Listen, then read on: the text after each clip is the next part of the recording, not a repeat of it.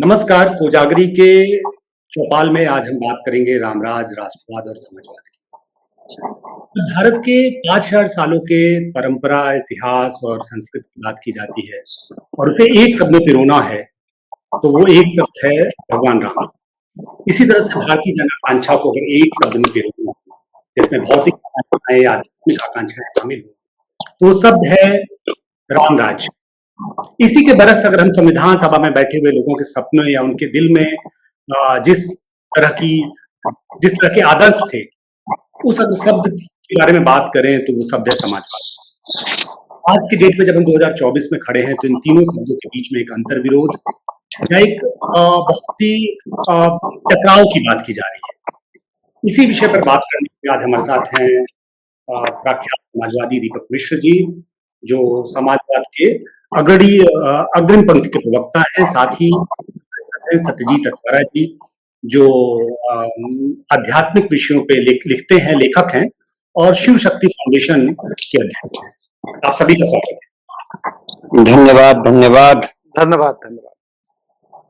दीपक जी, कैसे मैं सबसे पहले शुरुआत सोच रहा हूँ इस विषय पे आपसे करूं। जब अंतर्विरोध की बात की जाती है इन तीनों शब्दों में, आज पूरा एक पर्सपेक्टिव रचा है, कैसे देखते हैं आप? देखिए, पहली बात तो अगर भारतीय संदर्भ में देखा जाए, मैं पाश्चात्य संदर्भों को की ओर दृष्टिपात नहीं करता, तो रामराज्य, राष्ट्रीयता और समाजवाद, यह तीनों एक दूसरे के वैसे ही पूरक, प्रतीक, और मैं तो कहूंगा ये तीनों एक दूसरे का प्रतिनिधित्व करते हैं, जैसे तीनों काल एक दूसरे से जुड़े हुए हैं।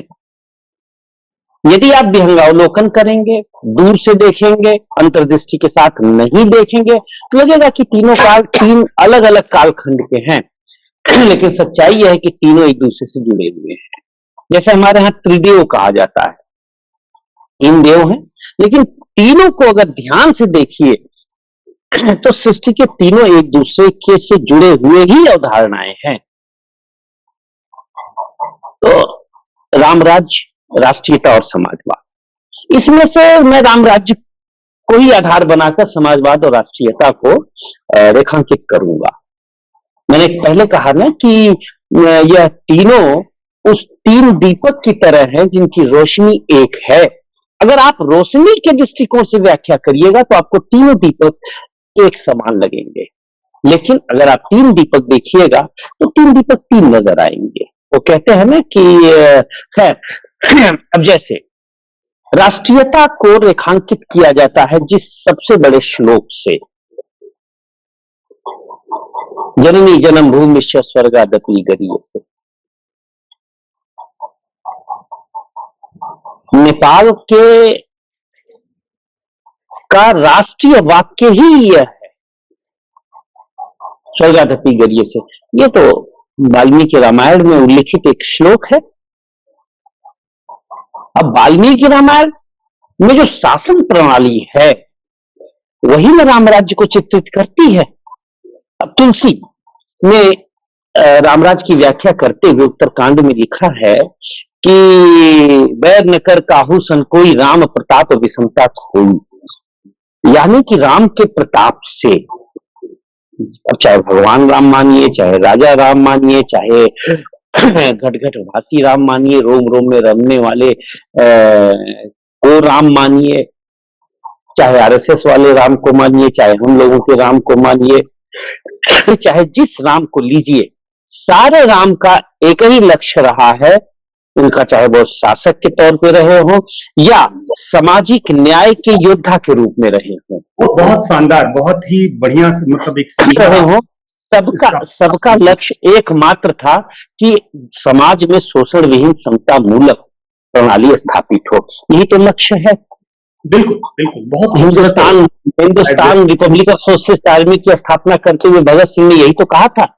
समाजवाद के स्वतंत्रता भगत सिंह, हनुमान भक्त, राम भक्त, हनुमान के भक्त चंद्रशेखर आजाद की अध्यक्षता वाली हिंदुस्तान सोशलिस्ट रिपब्लिकन आर्मी, इसीलिए लोहिया रामायण मेला लगाते थे। तो राम राज्य, राष्ट्रीयता और समाजवाद, यह तीनों एक दूसरे से वैसे ही जुड़े हुए हैं जैसे फूल, खुशबू और रंग। तो बिल्कुल। मैं तो ये कहूंगा कि भारतीय आत्मा, भारतीय लोकेशना, भारतीय दर्शन का स्वप्न कुछ है जिसको आप यूटोपिया अंग्रेजी में कहते हैं, तो वह राम राज्य है। भारतीयता का की संवेदना अगर कुछ है तो वह राष्ट्रवाद है, राष्ट्रीयता है। और भारतीयता का सिद्धांत कुछ है तो वह समाजवाद है। इसीलिए आप देखिए गांधी राम धुन गाते हुए समाजवाद की पैरवी करते हैं।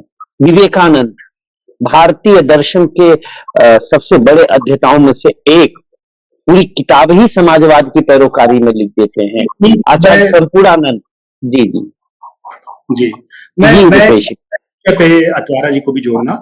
ये आप जिस आध्यात्मिक राम की बात कर रहे हैं, वो हम इस देश के जो आकांक्षा है, जन आकांक्षा है, उससे कैसे जुड़ता है और उसका आध्यात्मिक मर्म क्या है, ये समझाने के लिए मैं अतवारा जी को जी जी जी जी देखिए, विषय आ चुकी राम राज्य है, राष्ट्रवाद है। राम राज्य राष्ट्रवाद के साथ साथ समाजवाद का विषय है। तो रामराज की जब शुरुआत होती है तो रामराज को बताने की जरूरत नहीं है। दैहिक दैविक भौतिक तापा राम राज नहीं काहू न भी। तो राम राज्य में तो दैहिक दैविक भौतिक तीनों ताप से जो है मुक्त थे लोग। कोई प्राणी ऐसा नहीं था, कोई जीव ऐसा नहीं था जो इन तापों से परेशान रहा हो। वहां द्वंद्व भी नहीं था, क्योंकि जब दैहिक दैविक भौतिक तीनों ताप नष्ट हो जाते हैं, खत्म हो जाते हैं, तो वहां पर द्वंद्व नहीं रहता। जी। इसका अर्थ हुआ कि उस चरम तक पहुंचने में मनुष्य को बड़ी मेहनत करनी पड़ेगी। देखिए, हमारा अपना मानना यह है कि समाजवाद का नारा दिया तो जरूर गया, लेकिन यदि समाजवाद अपने में सही था तो बर्लिन की दीवार जो है 1989 में क्यों ढहा दी गई? जर्मनी, पूर्वी जर्मनी का एकीकरण क्यों कर लिया गया? बुल्गारिया समाजवाद से क्यों टूट गया? हंगरी क्यों टूट गया? चेकोस्लोवाकिया क्यों टूट गया? रोमानिया क्यों टूट गया? अच्छा, एक समय ऐसा भी था जब 1/3 भूभाग पर, या कह लें कि मानवों पर, मतलब जो आबादी है, उस पर समाजवाद का कब्जा था। तो अगर 1/3 70 के दशक तक तो 1/3 आबादी पर यह समाजवाद या साम्यवाद का कब्जा था, तो आखिर वो कौन से कारण थे जिसकी वजह से साम्यवाद या समाजवाद ढह गया? 1991 में अगर मिखाइल गोर्बाचोव और बोरिस एल्सिन ने 15 टुकड़े अगर देश के कर दिए, तो आखिर ये कहीं ना कहीं कमी तो रही होगी। अच्छा, विश्व के धरातल पर साम्यवाद टूटता गया, और जिसको आप पूंजीवाद कहते हैं, तो उस पूंजीवाद को मैं ले लूं, अगर हम दोनों को वाद नहीं मानते, पहली बात इसलिए नहीं मानते कि हम ये मानते हैं कि अगर समाज का विकास करना है तो ममत्व पर आधारित समाज का विकास होना चाहिए। समता मूलक समाज की रचना होनी चाहिए जो ममत्व पर आधारित हो। ममता मूलक समाज जो समत्व पर आधारित हो, इसको भी आप कह सकते हैं। और बराबरी की भागीदारी होनी चाहिए, ऐसा नहीं कि आर्थिक रूप से। अच्छा, एक बात बताइए कि अगर आर्थिक रूप से आप बराबर हो जाएंगे तो या मानसिक रूप से आप बराबर होंगे, उसकी पूर्ति कहां से की जाएगी? तो उसके लिए जरूरी है राम राज्य। अगर आप समाजवाद को यथार्थ को उतारना चाहते हैं, अगर समाजवाद टूट गया, खत्म हो गया या खत्म हो रहा है या वो उसका क्षरण हुआ, लेकिन यदि हम उसी समाजवाद को मान लें, तो अगर आप आर्थिक रूप से लोगों को बराबरी का दर्जा दे देंगे तो मानसिक बराबरी कैसे करेंगे? तो उस बराबरी की पूर्ति के लिए तो आपको रामराज्य लाना होगा। कहने का मतलब चेतना का विकास करना होगा। तो यदि आप चैतन्य नहीं होते तो आपके पास लाखों करोड़ों अरबों रुपए आपको दे दिया जाए या बराबर की हिस्सेदारी भागीदारी दी जाए, तब पर भी आपका कोई मतलब नहीं रह जाएगा, कोई मतलब रह जाएगा। तो अर्थ ये है कि मानसिक रूप से भी आपको रामराज्य में लाना होगा, और सामाजिक और जिसको आप समाजवाद कहते हैं, उस स्तर पे भी रामराज्य में आपको आना होगा। अच्छा, दीपक जी, एक सेकंड के लिए में आप जिस तरह के अंतर्विरोध की बात हम लोग कर रहे थे शुरुआत में कार्यक्रम के, शायद अतवारा जी का इशारा उसी ओर है, और ये उसी तरह का योगी जी ने विधानसभा में कहा था समाजवाद और रामराज को लेके, उन्होंने उस अंतर्विरोध की बात की थी। कैसे देखते हैं आप भी चीजों को लंबे समय जी। पहली बात तो मैं स्पष्ट कर दूं, भाई अतवारा जी जिसे समाजवाद शब्द का अवमूल्यन की संज्ञा दे रहे हैं, दरअसल वो साम्यवाद था। कभी कभी भ्रम हो जाता है, जैसे सुख और सुविधा में भ्रम हो जाता है। जरूरी नहीं कि हर सुविधा में सुख हो। अगर सुविधाओं में सुख होता तो गौतम बुद्ध सुविधाओं की नगरी क्यों छोड़ते? खुद राम ही सुविधाओं में थे, जाहिर सी बात है कि उनको पिता की आज्ञा में अतिरिक्त सुख मिला, तभी तो उन्होंने सुविधाओं भरी अयोध्या छोड़ी। लंका में तमाम सुविधाएं थी, कहा है कि लंका है रोचते, कहा है उन्होंने, उसके बावजूद वहां उन्हें सुख नहीं मिला। वो किष्किंधा को जीतते, सुग्रीव को राजा बना देते हैं। सुग्रीव कहते हैं कि प्रभु आइए किष्किंधा में रहिए, अभी चतुर्मास चल रहा है, वर्षा वगैरह हो रही है, नहीं हो पाएगा युद्ध, तो वो बाहर वन में रहते हैं। तो वही अंतर है। भारतीय संदर्भ में जो समाजवाद आता है वह आध्यात्मिक चेतना के साथ आता है, क्योंकि भारत की समाजवाद के जितने बड़े चितेरे रहे हैं, चित्रक रहे हैं, व्याख्याता रहे हैं, जैसे आचार्य नरेंद्र देव, बौद्ध धर्म के बहुत बड़े ज्ञाता, आचार्य लिखे जाते थे, आचार्य उनके नाम से पहले आता था। गांधी, पूरा का पूरा चरित्र ही आध्यात्मिक है, महात्मा कहे गए, जिंदा रहते महात्मा कहे गए। लोहिया रामायण मेला लगाते हैं, अब लोहिया गंगा बचाओ क्या क्या आंदोलन है, पूरा का पूरा देखिए। तो हम पहली बात तो हमें मार्क्स द्वारा प्रतिपादित समाजवाद और भारतीय संदर्भ में गांधी, लोहिया, विवेकानंद, आचार्य नरेंद्र देव, जिसके पक्ष पोषक हम जैसे फकीर भी हैं, कि समाजवाद का अंतर समझना होगा। दूसरा, फिर मैं कह रहा हूं, भारतीय संदर्भ में रामराज और समाजवाद में वही अंतर है जो देवकी नंदन और यशोदा पुत्र में है। दोनों कृष्ण हैं। जो मुरलीधर और चक्रधर में है, दोनों योगेश्वर कृष्ण हैं। तो अब आप देखिए, भारतीय, अब जब संविधान सभा बन रही थी तो यह मान लिया गया था कि समाजवाद भारत की आत्मा है, इसके उल्लेख की जरूरत नहीं। जैसे मैं ही अभी चर्चा में कर रहा हूं रुपेश जी, तो इसमें पाठक स्वयं में निहित है, बहुत जरूरी नहीं है तो पाठक न भी कहा जाए तो रुपेश जी से ही काम चल जाएगा।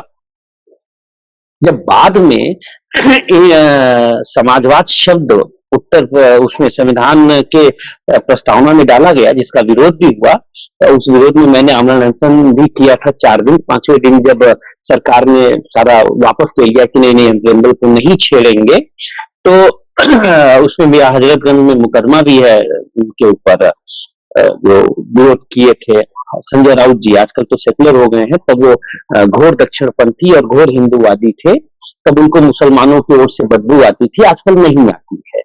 तो पहली बात तो राम राज्य हमारे देश में किसी पंथ, किसी धर्म, किसी व्यक्ति द्वारा प्रतिपादित सिद्धांत नहीं है। जैसे मार्क्स ने क्या किया था, एक विश्वविद्यालय में, एक लाइब्रेरी में रह के मार्क्सवाद का दर्शन दिया था, अपनी अद्भुत मेधा के साथ, अद्भुत कल्पना शक्ति के साथ।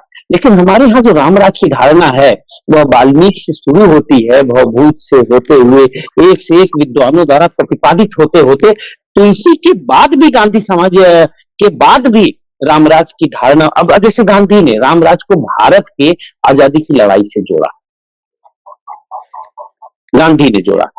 अब रामराज हजारों साल पहले के राजा का एक राज्य तो है नहीं, यह भारतीय लोक मानस का लोक स्वप्न है, जिसे भारत में, जिसमें सभी हैं। एक मैं अभी कहीं पढ़ रहा था, अकबर ने राम के सिक्के चलाए थे और अपनी शासन प्रणाली को उन्होंने राम से जोड़ा था। और मैं यहां यह भी बताना चाहूंगा कि अगर मुसलमानों में सबसे बड़ा रामचरित का व्याख्याता किसी को अगर कहना हो तो मैं अब्दुल रहीम खान खाना को कहूंगा। वो अकबर के नवरत्नों में से एक थे और उन्हीं के दौरान रामचरित मानस लिखी गई। तो रामचरित मानस में जब प्रहार होता है, ये सच बात है कि समाजवाद के बहुत से फॉर्म। रुपेश जी, बस यहाँ एक महत्वपूर्ण बात अधूरी रह जाएगी। जब भी हम राम की बात करें, रामराज की बात करें, तो उन्हें भारतीयता के संदर्भ में देखना पड़ेगा। हमें हिंदुओं में भी कट्टर हिंदू, कट्टर हिंदुओं में भी आरएसएस की शाखा वाला हिंदू, इससे हम राम को अधूरा ही कर देंगे। जैसे चार अंधे एक हाथी को देखते थे, तो कोई कहा ये सूर जैसा है, कोई कहा नहीं खंबे जैसा, ना ऐसा नहीं होगा। तो अब देखिए तो तो राम के संदर्भ में हमें जब भी देखना होगा तो भारतीयता को परिप्रेक्ष्य में रखना होगा। जब भी हम समाजवाद की बात भारत में करें तो हमें चंद्रशेखर आजाद, हमें भगत सिंह, हमें डॉक्टर लोहिया, हमें जयप्रकाश नारायण का चेहरा रखना सामने होगा। हम मार्क्स और एंजिल्स और स्टालिन का चेहरा रखकर अगर भारतीय संदर्भ में समाजवाद का नाम लेंगे तो हम कहीं न कहीं भटक कर चले जाएंगे। जैसे गाना आया था कि जाना था जापान पहुंच गए चीन समझ गए ना, गलत बस में हम बैठे पहुंच गए कहीं और, तो इसमें वो बस कहां से दोषी है? बस तो अपने रास्ते पर ही चल रही थी। तो बुल्गारिया में जो समाजवाद था वह भारत का समाजवाद नहीं था। मुझे लगता है कि अतवारा जी की जी बात जो है वो रिप्लाई दे दिया। लेकिन मैं एक चीज और अतवारा जी से समझना चाहूंगा नहीं, कि मैंने अतवारा जी की बातों का रिप्लाई नहीं दिया है, मैंने अतवारा जी की बातों को मंडित किया है। वो बताएंगे अभी कि आपने क्या किया है। लेकिन मैं इस एक और सवाल जोड़ के फिर अतवारा जी की ओर जाना चाहूंगा कि बेसिकली क्या है कि जब हम एक सेकुलर राष्ट्र की कल्पना करते हैं तो उसमें भारत के जो सनातन परंपरा है उसका राम कहाँ पे खड़ा है, और साथ में आप जो आप दीपक जी कह रहे हैं वो किस तरह से आप देख रहे हैं? जी, जी। देखिए जहाँ तक मैं अपनी बात अगर रखूँ तो देखिए साम्यवाद समाजवाद में अंतर है। मूलतः साम्यवाद से ही समाजवाद प्रकट होता है। अब इसको दूसरे संदर्भ में अगर कोई ले तो हो सकता है उनके विचार हों, लेकिन मार्क्स से ही साम्यवाद की उत्पत्ति होती है। देखिए अगर जो है 1917 में क्रांति ना हुई होती रूस की और लेनिन ना आए होते और ज़ार के शासन को उखाड़ के ना फेंका गया होता, तो शायद दुनिया में साम्यवाद या समाजवाद नाम की कोई चीज़ भी ना होती। और अगर साम्यवाद समाजवाद के रूप में आया, माना कि कई फॉर्म में है, जैसे कि समाजवादी विचारधारा कई फॉर्म में आती है, कई रूपों में आती है। अच्छा, क्रांतिकारी समाजवादी भी व्यवस्था है। अच्छा, सत्ता बंदूकों के हाथ से बंदूकों की नली से निकलती है, ये भी है समाजवाद की व्यवस्था। लेकिन सबसे बड़ा प्रश्न ये है कि दीपक जी जिस समाजवाद की बात कर रहे हैं, वो संशोधनवादी समाजवाद की बात कर रहे हैं। जब साम्यवाद वहां से निकला, तो धीमे-धीमे संशोधित होते-होते वो भारत की भूमि पर आया।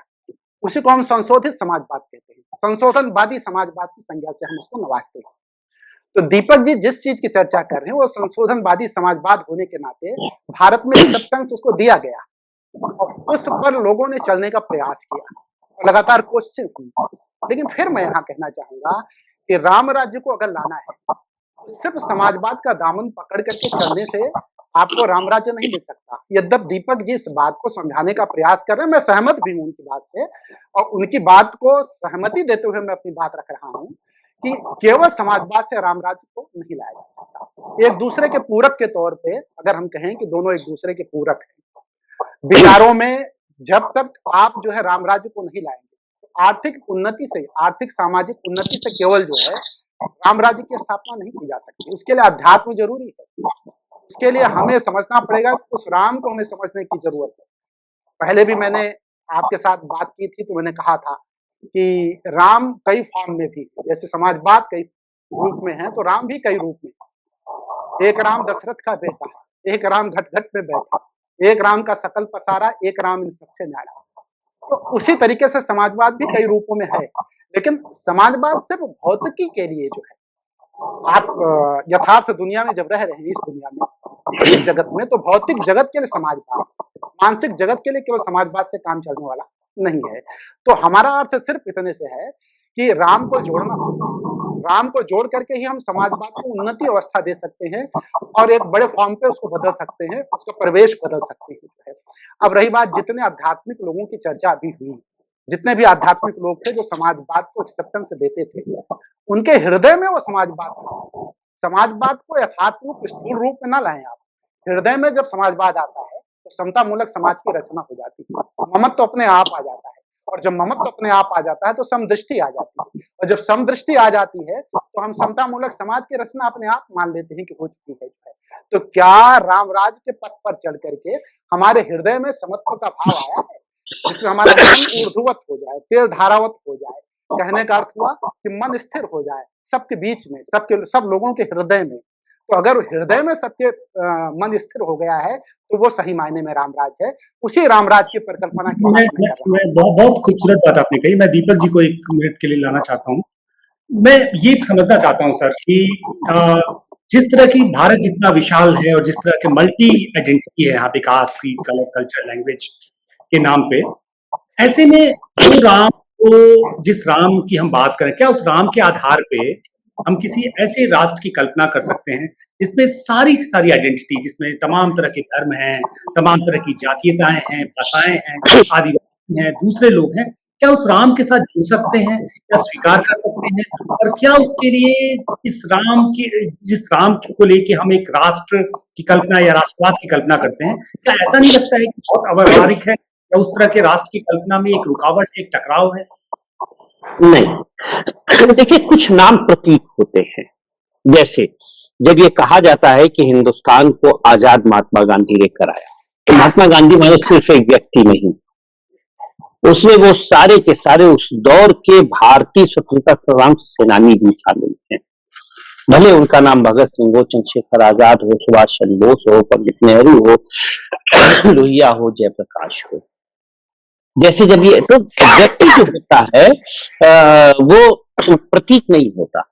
अब जब प्रतीक बन जाता है तो उसको समग्रता के साथ देखना चाहिए। अब आप देखिए राम भारतीय लोकमानस में एक आदर्श, एक पुरुषोत्तम के रूप में स्थापित हैं।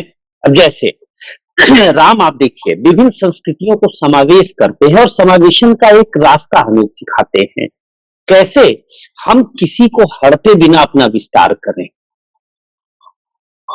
वो किष्किंधा को जीतते हैं, किष्किंधा नरेश नहीं बनते। वह लंका जीतते हैं, लंका नरेश नहीं बनते। और यहां तक कि तो हर चीज की एक धारणा होती है। तो राम हमें सिखाते हैं कि कैसे सबको आप अपने अंदर समावेशित करें, कैसे सबका सामंजस्य स्थापित करें और एक मध्य मार्ग निकालें। वही मध्य मार्ग जो राम ने हमें सिखाया है। राम एक्सट्रीमिज्म के हमेशा खिलाफ रहे हैं। वो राजा भी बनते हैं तो लोकतांत्रिक तरीके से बनते हैं। रामायण में सबसे ज्यादा जो शब्द आया है जिससे राम डरे हैं, राम ने खुद अपने संवादों में कहा कि मैं सर्वाधिक डरता हूं। किससे डरता हूं? रावण से नहीं, बाल से नहीं, सहस्रार्जुन से नहीं। राम डरते किससे हैं? लोकापवाद से। यही लोकतंत्र की बुनियादी धारणा है डॉक्टर लोहिया, जिसे लोक लाज कहा करते थे। आज लोकतंत्र में भी लोक लाज कहां है? भाई अगर राम कह देते कि नहीं मैं ही राजा रहूंगा तो कौन रोका था? और आप देखिए बड़ा सुंदर चित्रण है ये वाल्मीकि रामायण के अध्ययन के दौरान मुझे पता चला था। जब कोई पार्टी का नेता सरकार में आ जाता है तो घूम घूम के अपने रिश्तेदारों को ठेका, पट्टा, मंत्री पद क्या क्या देता है, संघर्ष के साथियों को भूल जाता है।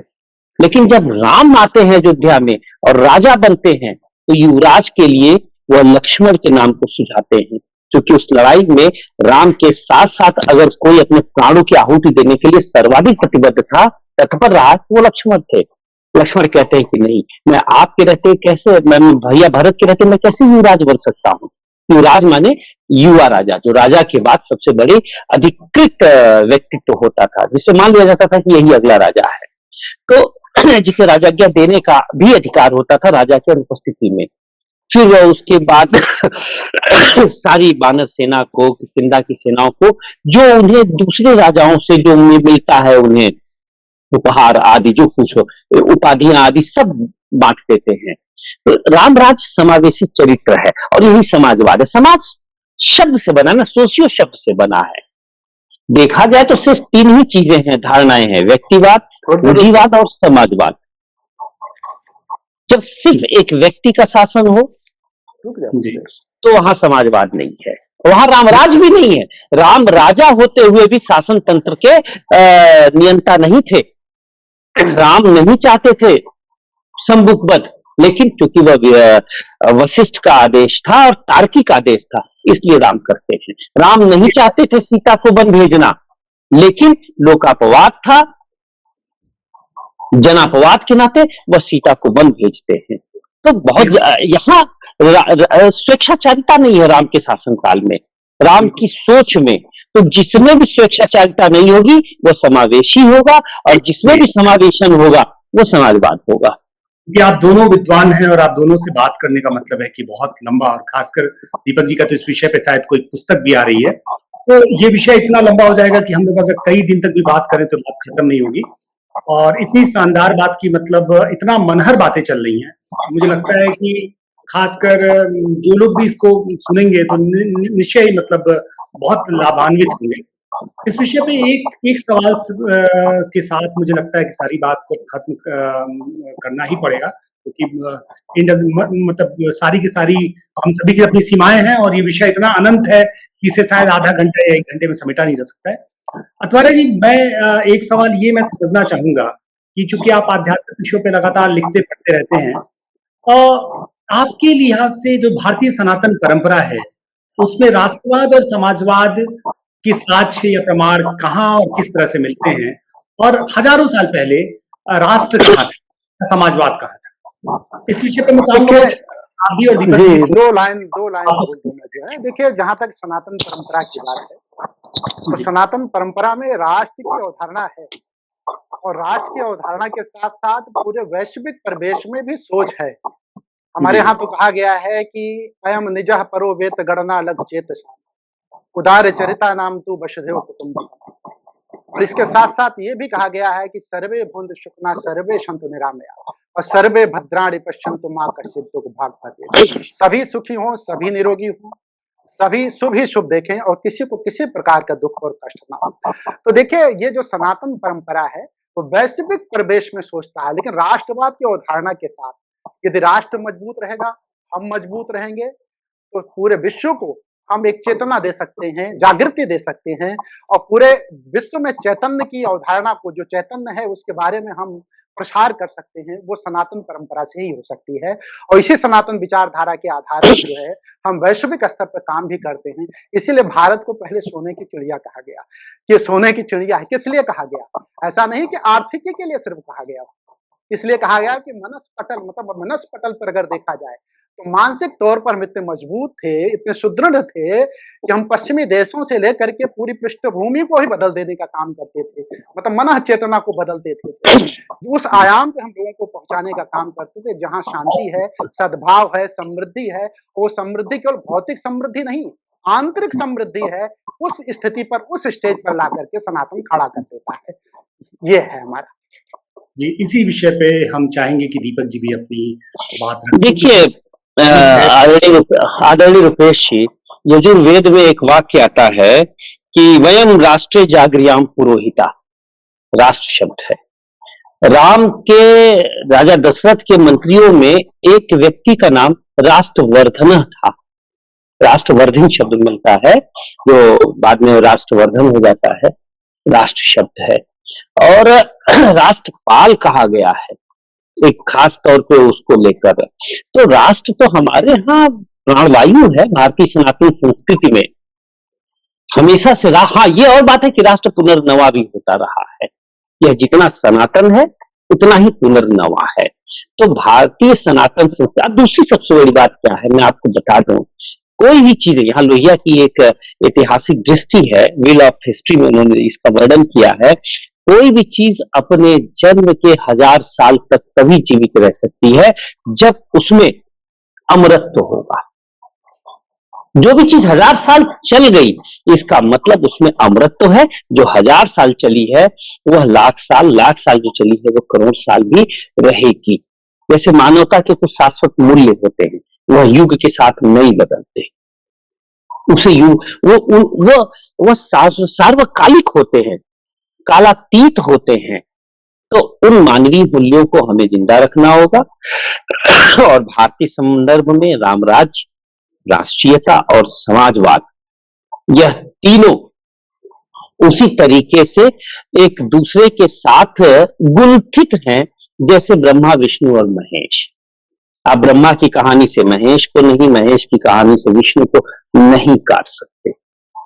बहुत वो खूबसूरत ऐसे ही होगा कि जैसे ऐसे ही होगा कि जैसे राम कथा में शिव अंश हनुमान का कोई उल्लेख नहीं हो। ऐसे ही जैसे तीनों काल को आप अलग नहीं कर सकते, तीनों की भावभूमि पृष्ठभूमि एक दूसरे से मिलती जुलती है। तो वैसे ही भारत की जो यूटोपिया है, मैं फिर कह रहा हूं, भारत का सपना राम राज्य है, भारत की संवेदना राष्ट्रीयता है, और भारत का सिद्धांत समाजवाद है। बहुत खूबसूरत। वरना सुभाष चंद्र बोस, मैं भारत में समाजवाद की अमन बयार चाहता हूं। पंडित नेहरू अवाडी में समाजवादी संघात के निर्माण के स्वप्नद्रष्टा हैं। महात्मा गांधी, तुम मुझे समाजवादी कह सकते हो। विवेकानंद ने बकायदे कहा है कि समाजवादी होना मेरा ध्येय है। लोहिया समाजवाद को 5 सबसे बड़े लक्ष्यों में एक बताते हैं। अंबेडकर अपने आप को स्टेट सोशलिज्म का प्रवक्ता कहते हैं और अपनी पहली पार्टी का नाम इंडिपेंडेंट लेबर पार्टी रखते हैं। लेबर पार्टी का सिद्धांत सोशल डेमोक्रेसी यूरोप में है, जो भारत में आके समाजवाद हो जाता है। अब आप हमें बताइए कि भारतीय राजनीति से ये जो नाम मैंने लिए हैं, इन्हें आप जरा सा काट दीजिए तो भारतीय राजनीति में क्या बचेगा? फिर भारतीय राजनीति चंद बंदूकों की बेसुरी सी आवाज के अलावा कुछ नहीं रहेगा, अगर उसमें विवेकानंद, गांधी, लोहिया, जयप्रकाश, अंबेडकर को हटा दिया जाए तो। और अब जब रामराज की चर्चा आई है तो यहाँ एक नाम को और हम लोगों को याद करना चाहिए। वो नाम है स्वामी करपात्री महाराज, धर्म सम्राट कहे जाते थे। उन्होंने तो बकायदे एक दल ही बनाया जिसका नाम था रामराज परिषद। उनका ये मत था कि समाजवाद और रामराज दोनों एक दूसरे के पूरक हैं। हाँ, उन्होंने मार्क्सवाद की खुली आलोचना की है और एक किताब भी लिखा है जिसका नाम है मार्क्सवाद और रामराज्य। और उस पूरी किताब में एक पक्ष तो यह बताने में ही उन्होंने 2-3 अध्याय खत्म कर दिए कि यूरोप में और रूस में जो मार्क्सवाद है वह भारत का समाजवाद नहीं है। उन्होंने तो शिव के बारात की तुलना समाजवाद से की और राम को भारत का पहला समाजवादी शासक भी बताया है। मैं तो बस उन्हीं बातों को दोहरा रहा हूं और बड़ा आनंद आया इसमें अपने दीपक मिश्रा जी, अतवारा जी से बात करके, और इनसे बात करके ऐसा लगा कि जैसे भारतीय राजनीति में अभी भी कुछ फूल मौसम की मार से मरे नहीं हैं, अपनी आत्मा के साथ जीवित हैं, सिर्फ शरीर नहीं है। बहुत बहुत शानदार बात। और जितनी गूढ़ चर्चा हो रही थी यहाँ पे और जितना मनहर बातें हो रही थी, वाकई में मतलब ये बातचीत बहुत शानदार रही। और राम तो वैसे भी इतने विराट और इतने सरल हैं, इनके बारे में अमन अचकर ने, एक युवा कवि ने कहा कि तुम कितने अच्छे थे जिससे सारी दुनिया सरल हुई, और हम कितने मुश्किल थे जो तुमसे भी हल ना हो। इन्हीं बातों के साथ चर्चा को खत्म करते हैं। अगली बार मिलते हैं कोजागरी पे फिर एक नए विषय। नमस्कार।